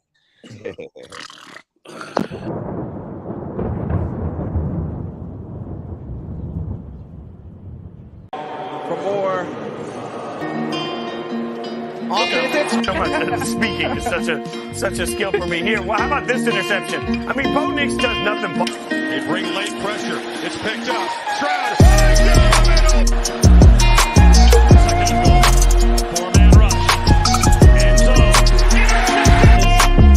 Mr. Dependable, but look at just the patience, the strength. Reverse. Bigger opportunity. Downfield. For his quarterback on 3rd and 4. Pressure off the edge. DJ hit. Going up in the left spot. And coming around. Pressing the spin button before the catch. How in the world did he just do that? I mean, he actually kind of got so much speaking is such a skill for me here. Well, how about this interception? I mean, Bo Nix does nothing but throw. Look at this. Jackson. Quarterback run. Going up in the way. Breaks a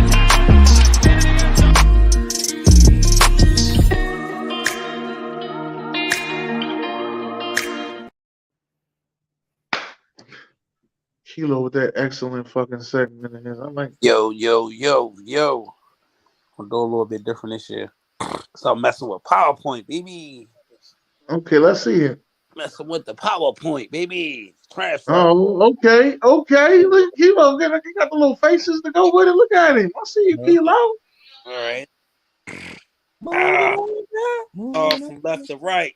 3-star recruit. Whoa. Nate Lyons. Stop the violence. Quarterback Sam Hartman into the transfer portal December 27th. Projected to go to Notre Dame, nothing final right now. You got Fentrell Cypress, former Virginia player. He's transferring to another ACC team in Florida State. And you got Grayson McCall. I guess he didn't have any offers on the table. He wound up withdrawing from the transfer portal and wound up staying with Coastal Carolina. Yeah, his face looked like he didn't make it nowhere.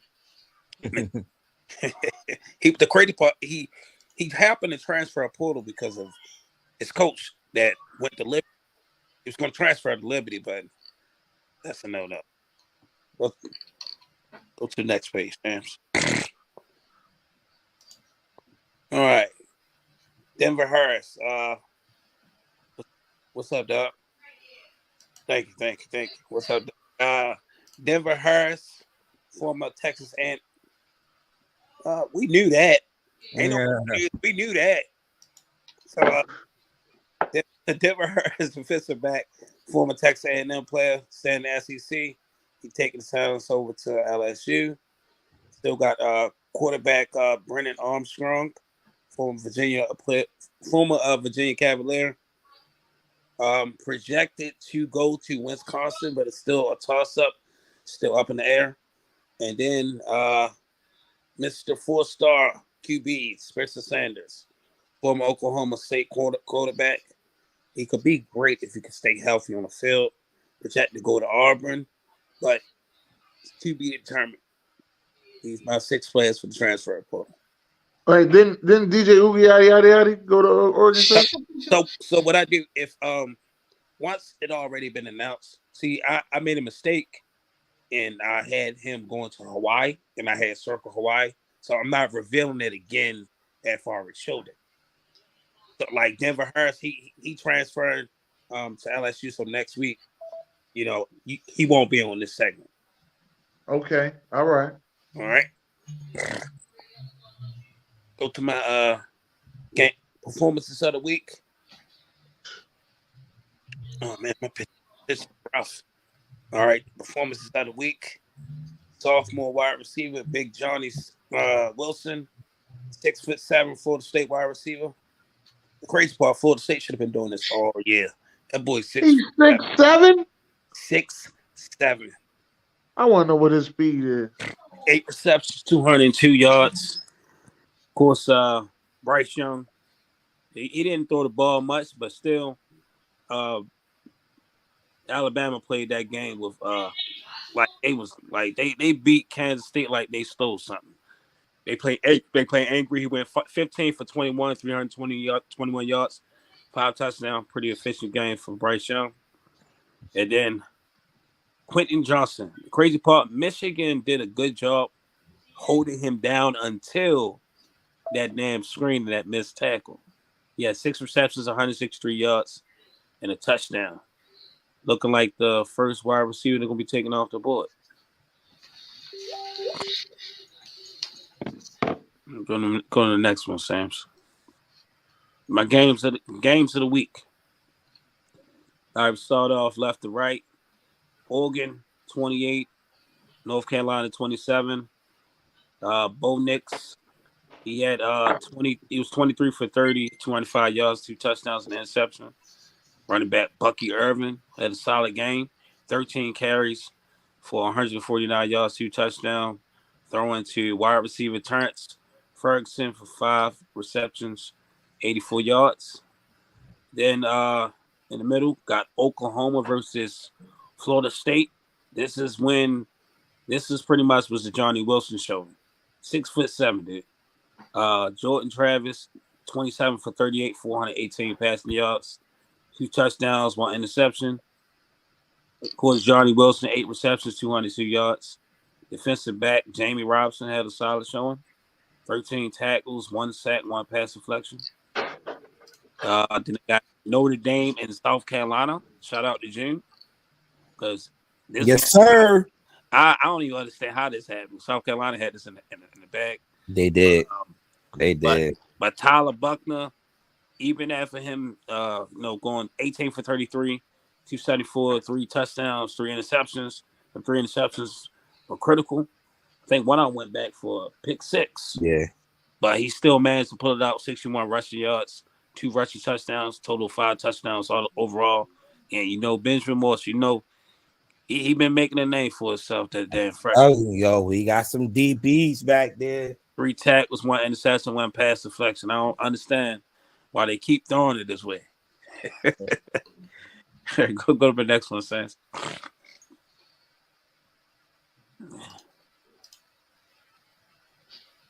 Go. What?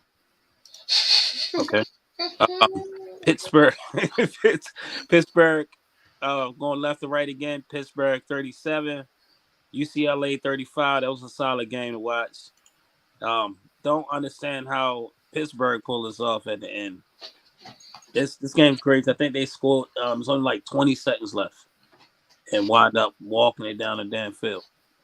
Quarterback Nick Patty, he 20 for 41, 224 in the air, 1 touchdown, 1 interception. Running back Rodney Hammond, 25 carries, 95 yards, 2 touchdowns. Wide receiver Bob Means, 4 receptions, 84 yards, 1 touchdown. And of course, the playoffs. TCU 51, Michigan 45, Fiesta Bowl. Max Duggan, it was pretty much a sluggish game for him, but still wound up pulling it through. 14 for 29, 225 yards, 2 touchdowns, 2 interceptions. Quentin Johnson, 6 receptions, 163 yards, 1 touchdown. And defensive lineman Dylan Horton, 6 tackles and 4 sacks. That dude was menacing. We got Ohio State, and Georgia, Peach Bowl. Stetson Benton, 23 for 34, 398, 3 touchdowns, 1 interception. Running back Kenny McIntosh, 5 carries, 70 yards. Wide receiver Arian Smith, in my opinion, should have more receptions, but he had 3 catches, 129. Left that damn cornerback in the dust. I don't even know how he did that. 1 touchdown. But I mean, I don't have it on here because I wind up sending out my content while the game was going on. But just like I told y'all when we went out Jersey, Tulane and USC gonna be a good game. I told y'all that. And yeah, we did. I ain't know Tulane had it in them to drive down the field like that, and they are known for to run the ball. Nah, Tulane is this year one of the top offenses in the country. Mm-hmm. Balance. Hey, Kilo, ain't no other games you gonna talk about? We go to the next one. There we go. We can talk about this. We ain't talk about that. We talk about this. Winner, chicken dinner. Last week, I messed up.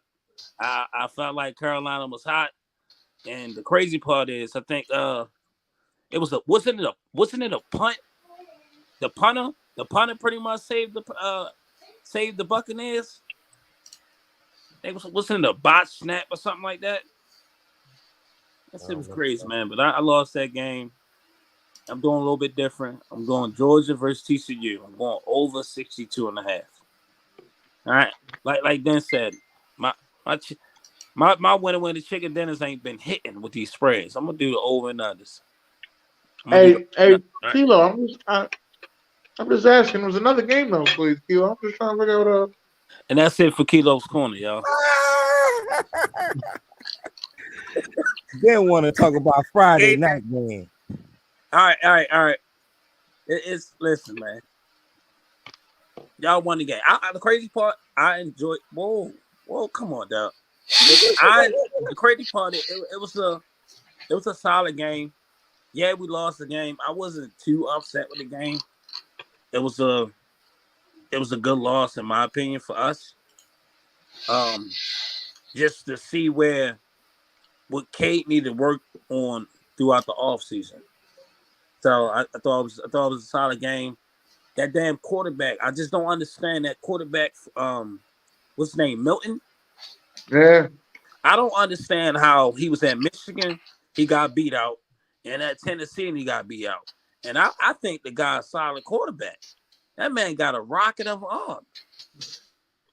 Yeah, but he don't always make the right decision. I mean, it comes with development, right? You can get that over time. He's 22 years old, Kilo. Yeah. But I mean, it was a great game for Tennessee, especially the door with the two star wide receivers. I mean, y'all did have your entire defense out there, but I'm just saying. We ain't have our two wide receivers out there.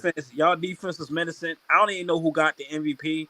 If that linebacker that filled in for the starting linebacker that was injured, I think it's number 24, was killing all night. I'm just like, yo, somebody clip him or something, yo. Do something to him. They couldn't block him. It was a tough game for the offensive line. And with Cade Kupnick dropping back 20 yards every time the ball snapped, it's crazy. So, but it was a good. I'll give that to you. I lost my bet. I paid up as soon as the game was over with. Yes, you did. I'd like to thank you for that. I just thought we was just gonna talk about it a little more. Kilo's Corner. That's all. No, it doesn't talk about. I just want to see B Da Analyst so I can get my money back, man. That's it, though. All right. Ball of the week. NFL game ball of the week. Game ball of the week. Oh, that's good.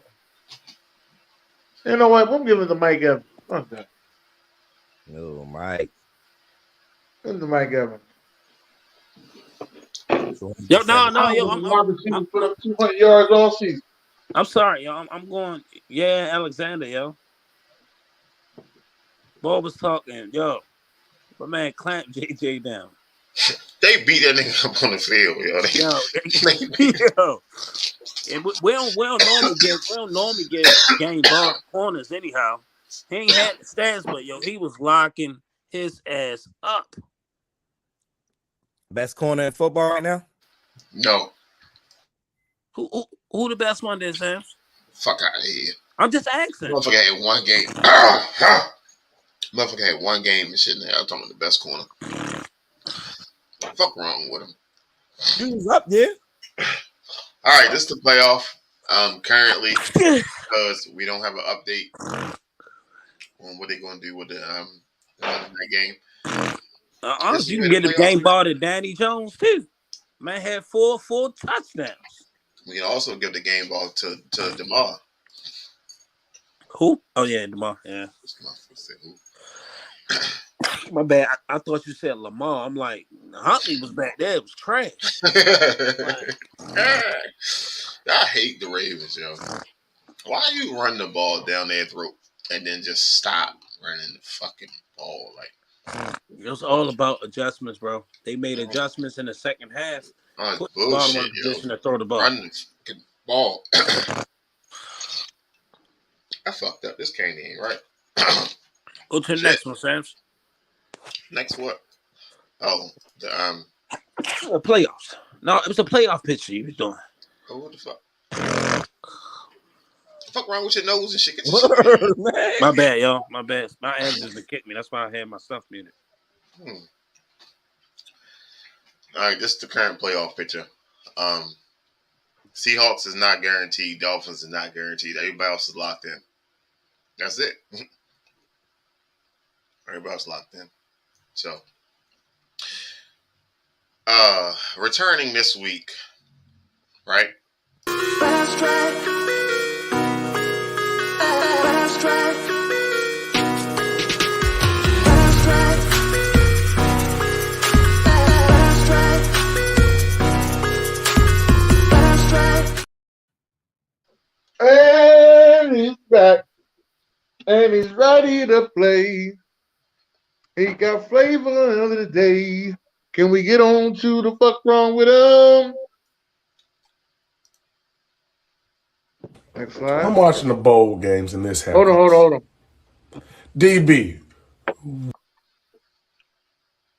he told me to hold on. He said, can we get on to the game? And then I get the game. And then he said, hold on. Hey, June. Fuck wrong with him. Hey, yo, play that again? Where the fuck is he at? He did. He fell out the chair? No, I ain't fall out the chair, man. What's going on? Yo, play that. Hey, I'm watching the bowl games and this happens. DB, what are you doing? You can't let that man fall. Do something already. He done flipped you over the sign, bro. I'm just saying he got put on his ass. He was trying to get the fuck out the way, but the fucking wide receiver slammed the shit out of him. It was personal. That was personal. Anytime you fuck with a wide receiver and you can't get off a block, this is what will happen to you. You end up in the back of the goddamn end zone. Fuck wrong with him. Next one. Was that East Carolina? Say it again, Kilo. Was that East Carolina? I think so. It looked like East Carolina. Steps out, but he's trying to make a play. Then the big hit by Bullard. And that's where the flag came in. Like he hit him with his shoulder pad. I just think that this was like very. The crew will take a look at this one. Now there was the helmet to helmet that time. Man, he didn't even look for the fucking ball. He just wanted to turn around and smack the shit out of Marvin Harrison Jr. because he been busting his ass all fucking day. So that's the question. That's the part that just pissed me off about that one. Like, you ain't even look for the fucking ball. You could have had a whole interception. No, you want to smack the shit out of Marvin Harrison Jr. As a DB, what is your job? To get the ball. As a DB. As a DB, you get the ball. I didn't think it was caught. No, was it caught? He could have got the ball. At that point, he's supposed to separate the ball and the receiver, correct? Yeah. At that point, it looked like he had a. It looked like his coach told him to put the hit out on him. It's no space. You ain't got time to react. The only job is to hit him so he don't catch the ball. Exactly. Listen, he never looked for the ball. You ain't got to look. You just know he ready to catch it. You got to make sure he don't catch the ball. That's exactly what it seemed like. Put the hit out on him. That's exactly what it seemed like. With his shoulder. He's not able to show and got him and knocked him out the game. Fuck wrong with him, man. Next time, look for the fucking ball. That ain't dirty ass play. Next time, look for the fucking ball. That's not dirty. It's football, bro. All right, here you go. He was, but listen, Marvin Harrison Jr. was busting their ass. They knew what they was doing. Get him the fuck out the game. They knew what they was doing. What up? And then the defensive coordinator sitting over there, he ain't gonna say nothing. Like this fucking guy. No, he ain't gonna say nothing. He just probably over there fucking rubbing his hands behind his back. Got both hands behind his back, just rubbing them. I'm talking about the one here with us. I'm talking about June. You said you would talk about quarterback next week. If you guys are eliminated today by what happens at 4 o'clock, is Sam Howell in consideration? We can be eliminated. Yeah, if the Packers beat the How Vikings, the fuck you don't know that? I just looking at that, man. How the fuck you don't know that? Your job is to win the game. No, fuck that. No, fuck that. I knew you was gonna try to pick up on because that's your fucking team. Fuck that. How the fuck you don't know that? Ain't no way in hell that coaching is your fucking job and you don't know you got a chance to go to the postseason. I don't care about no playoffs. Cut this fucking show off. Cut this show off. You can't. No, cut the show off. Cut the show off. Come on, you don't care about. How the fuck he don't know To clarify, that? you said you would talk about quarterback next week. If you guys are eliminated today by what happens at 4 o'clock, is Sam Howell in consideration? Look at his face. We can be eliminated. Yeah, if the Packers beat the Vikings, then you guys are eliminated. Hey, BJ. It's on every television show, not every television sports show.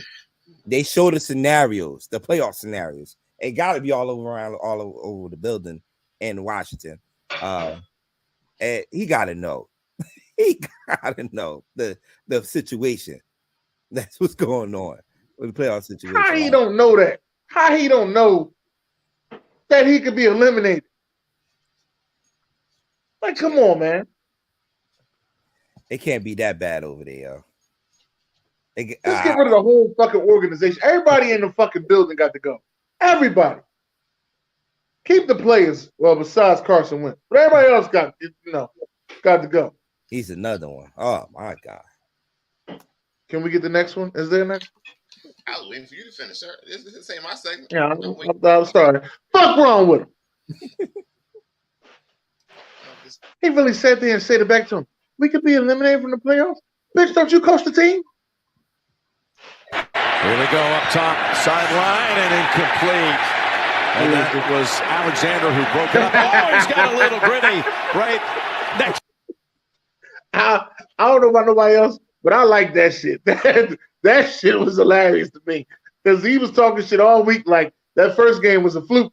And this one, this motherfucker had one catch for 15 yards. Jair Alexander, that's how you talk that shit and let him know why you do his own dance on him. Fuck wrong with him. That was a fluke, like I said. Didn't they pass him off? Pass who off? CJ, what's up with these questions you be asking after I say something? You gotta ask a question after I say something. It just can't be a fuck wrong with him. We on to the next one.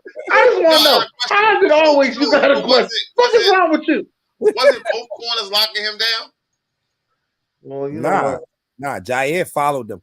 The problem was the first game. I thought they said that both of them was locking him down. Nah, the first game, Jair didn't follow him. They was playing in their defensive scheme, and they asked Jair after the game in the first game of the year, why wasn't you shadowing Justin Jefferson after the first couple of catches and the first couple of touchdowns? He was like, I'm just playing in the scheme of the defense. So this week, I guess the defense coordinator gave him the green light this week to shadow him around, and he shut him down, man. He shut him down. Next slide, BJ.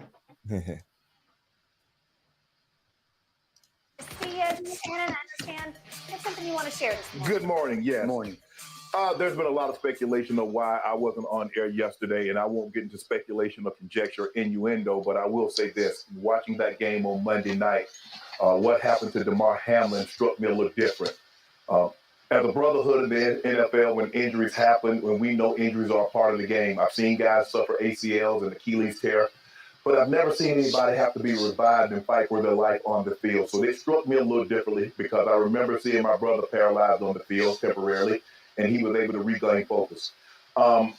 Skip tweeted something, and although I disagree with the tweet, and hopefully Skip would take it down, but I didn't want it. Well, come out. I'm not going to take it down because I stand by what I tweeted. Skip, let me Okay. All right. Okay. Go ahead. No, you go.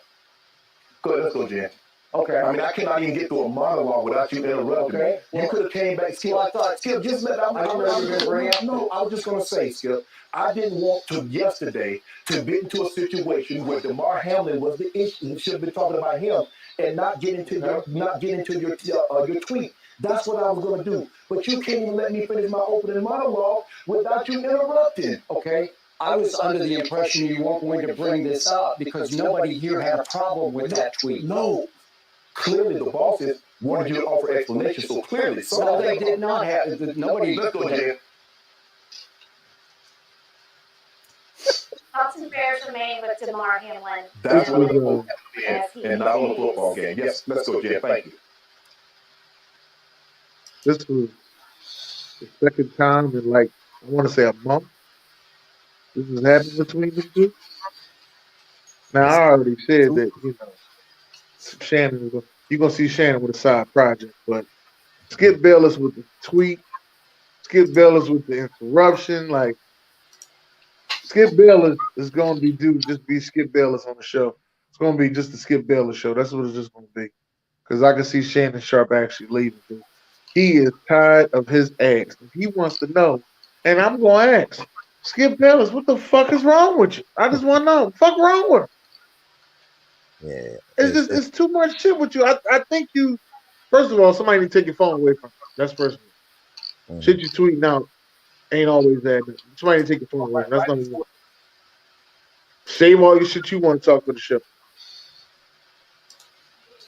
Hey, do you think he tweets these stuff out just to get, well, not attention, because he have the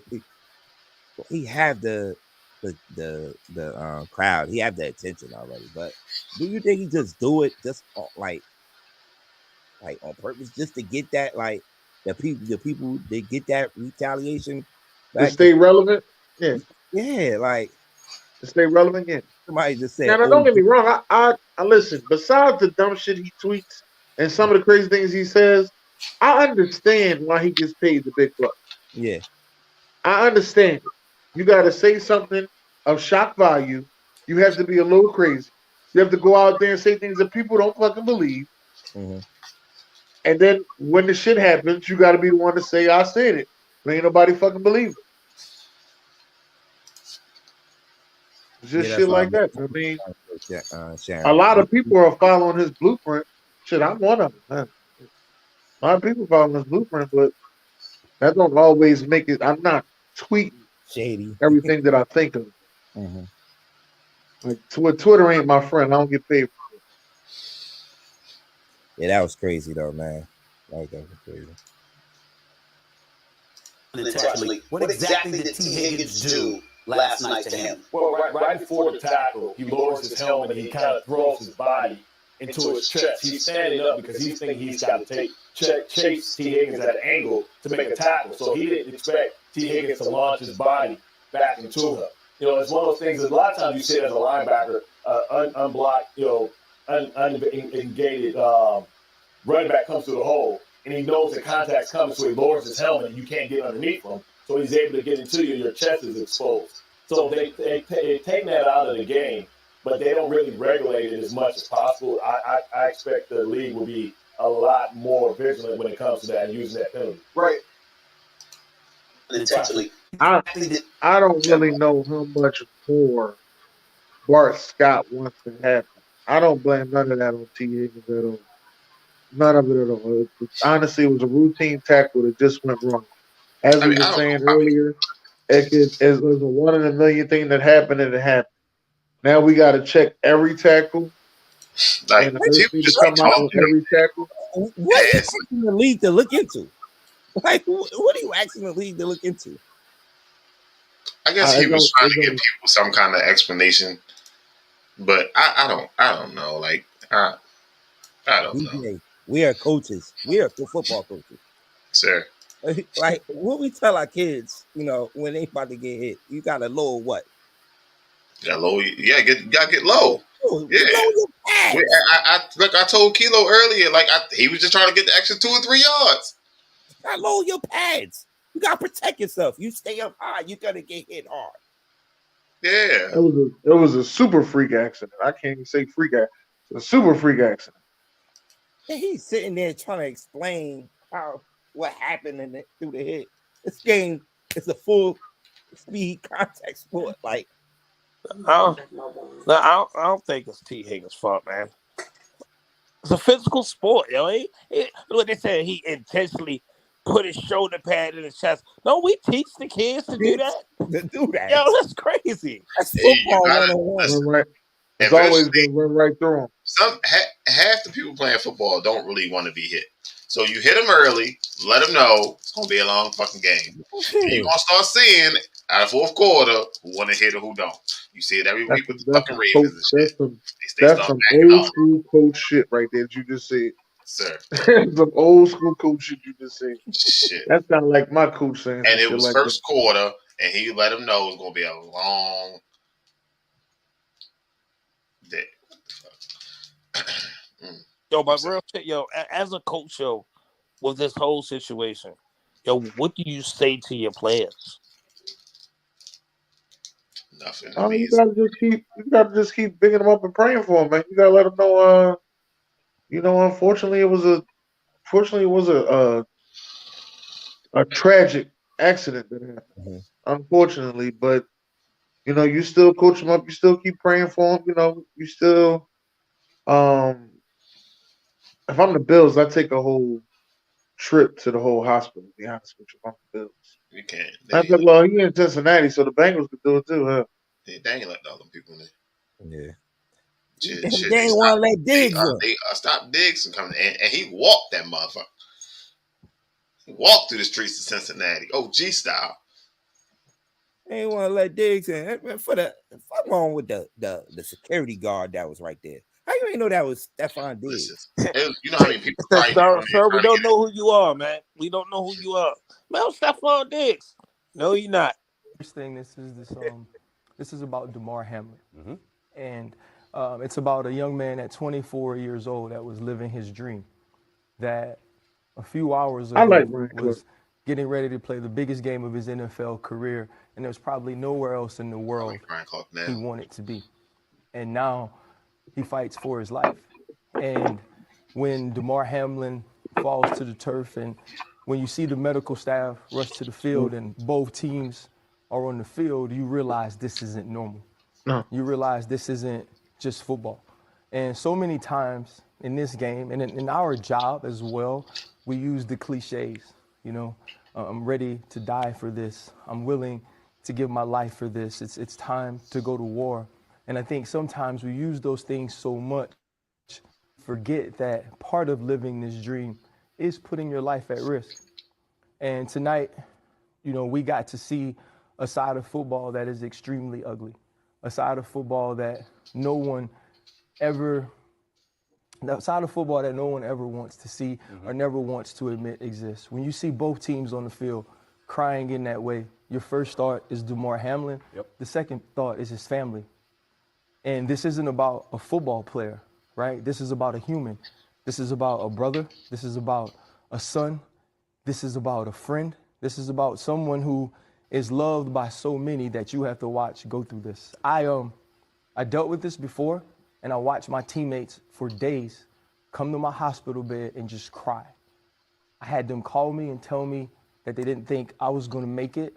And now this team has to deal with that, and they have no answers. Mm-hmm. And so the next time I think that we get upset at our favorite fantasy player, or we're upset that the guy on our team doesn't make the play, and we're saying he's worthless, and we're saying you get to make all this money, we should remember that these men are putting their lives on the line to live their dream.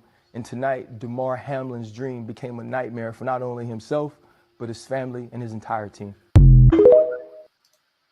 That fucking TikTok will always be annoying and shit.